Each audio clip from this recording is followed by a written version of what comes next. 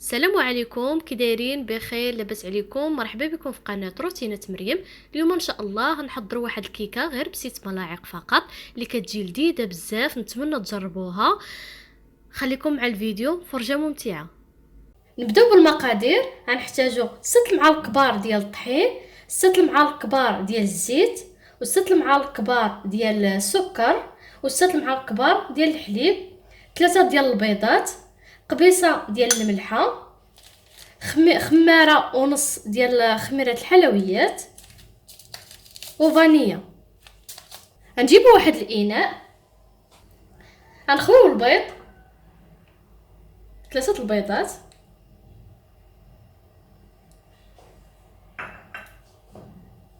قبيصه الملحه، فاني،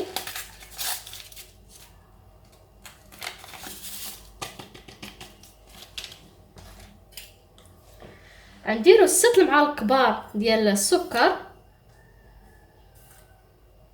2 3 4 5 6. صافي نطربوا هاد المكونات مزيان حتى يتضاعف الحجم ديالو.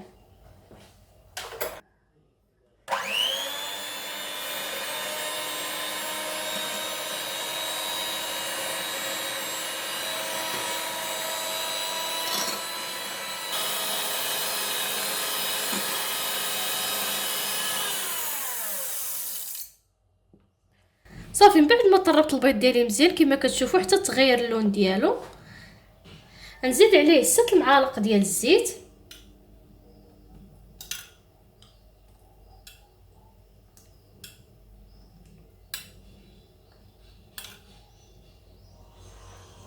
و6 معالق ديال الحليب.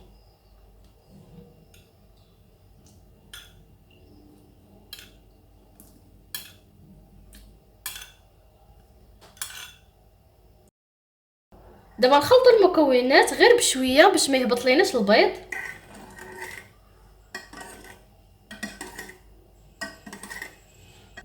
صافي غير ينسجم لينا الخليط ونحبسو.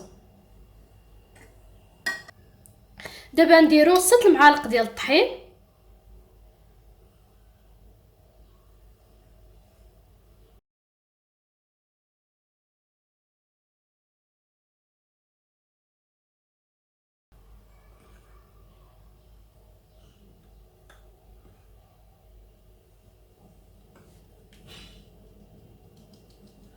ضروري ما نغربلو الطحين ديالنا باش كطلع لينا الكيكه مزيانه.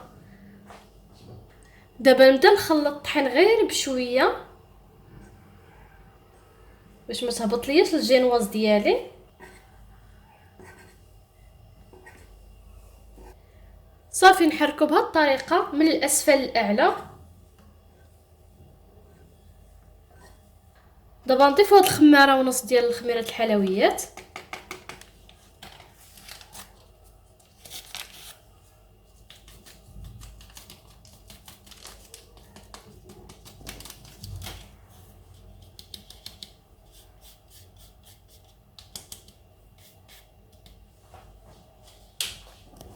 صافي نحركو غير بشويه غير يندمج لينا الخليط. صافي يكون عندنا الخليط موجود.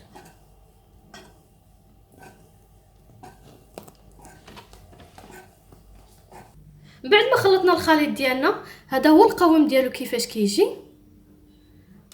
دابا جبت واحد المول اللي دهنته بالزبده وشويه ديال الطحين. ضروري من المول اللي يكون مسدود من الجناب حيت مازال غنسقيوها باش ما يسيح ليناش الحليب. دابا غنخوي الخليط ديالي.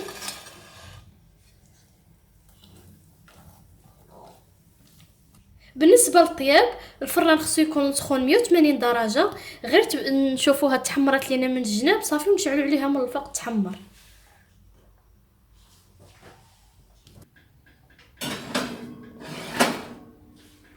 بعد ما خرجنا الكيكه من الفران كتجي على شكل جينواز وكتجي رطبه.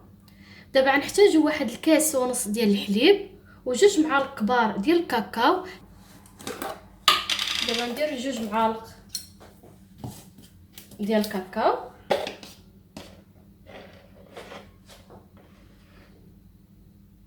يكونوا عامرين.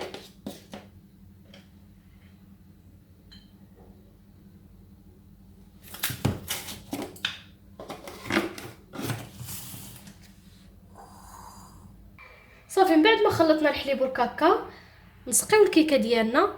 ضروري الكيكه ما خصها تكون سخونه، الكيكه خصها تجينا فازقه. نسقيوها مزيان.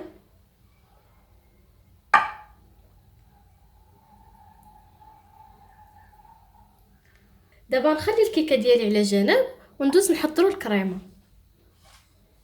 بالنسبه للكريمه غنحتاجو كاس العنبه ديال الحليب يكون بيان كلاصي، لاموس فاني، يمكن لكم تستعملوا كريم شونتيي. دابا نجيب واحد الاناء نخوي فيه هاد الكاس الحليب. ضروري يكون بارد باش يطلع لينا الكريم ديالنا مزيان. دابا نزيدو لاموس على الحليب.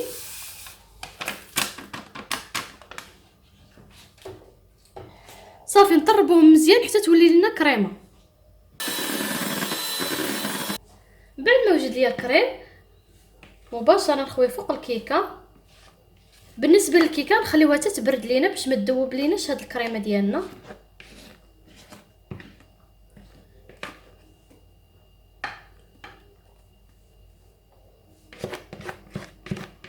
صافي نحاول نقادها نسرحها مزيان.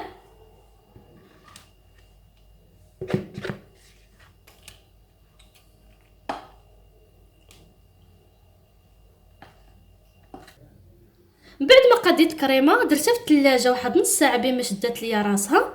دابا ندوزو للتزيين. بالنسبه لي انا نزوقها بالكاكاو، نرش غير بشويه حتى يتغطى ليا الوجه ديالها. بالنسبه للتزيين كيبقى على حسب الاذواق. بالنسبه لي انا الطريقه ديال التزيين درتها بسيطه. صافي انا نحاول نغطي غير الوجه ديالها.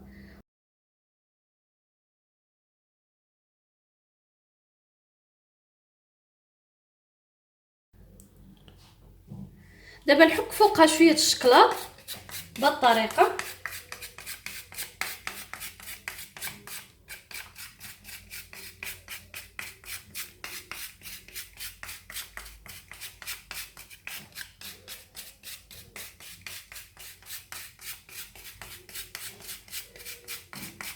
كما قلت لكم تزينوا باي حاجه بغيتو. صافي انا زوقتها عادي.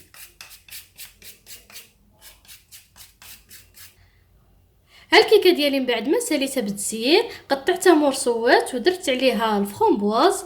الصراحه هاد الكيكه هذه كتجي لذيذه بزاف، صدقوني.